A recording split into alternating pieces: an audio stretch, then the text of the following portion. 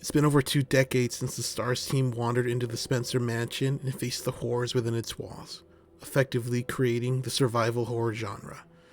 Now, all those years later, the series that brought the genre into the world comes back, not just to deliver another sequel, but to bring back some real horror. Resident Evil Village is one of the series' best and most horrifying titles to date.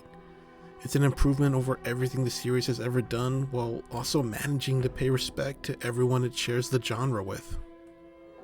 You take control of a brave yet constantly unlucky Ethan Winters as he explores an eerie village forgotten by time, in order to save his missing daughter and hopefully return to whatever normal life he can find. Sounds easy enough, right? Well, that simplified notion goes right out the window the moment the local lichen hounds show up to feast on your flesh. And it probably doesn't help that there's also a league of mutated super baddies who are out there to see you fail in your quest. Will Ethan be able to conquer his fears in order to save the one that he loves? Or more importantly, will you? Village plays like a greatest hits collection, not just of the series, but of the horror genre as a whole. There's that classic Resident Evil where you navigate a large estate, fighting off inhuman beings, collecting keys, and solving puzzles.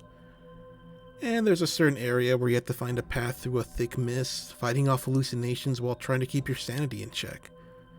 It's a loving homage to a series rival that deserves better than a custom pachinko machine. There were times when I was literally terrified. Playing the game with a quality pair of headphones or the volume jacked all the way up is the only way to play this game. Sometimes what you hear is actually more terrifying than what walks right past you. Great sound design and horrifying creatures work together to make a game that terrifies on all fronts. There was never a time when I felt completely safe, not even in the save rooms. There is always something out there, whether you want to believe it or not.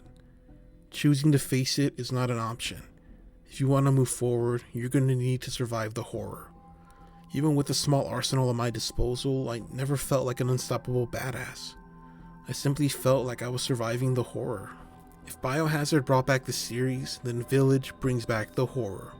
All these years later, Resident Evil still continues to scare and delight.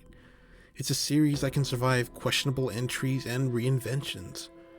Much like the evil that makes up half its namesake, it's a franchise that can never be truly snuffed out or replaced. Definitely worth playing and highly recommended.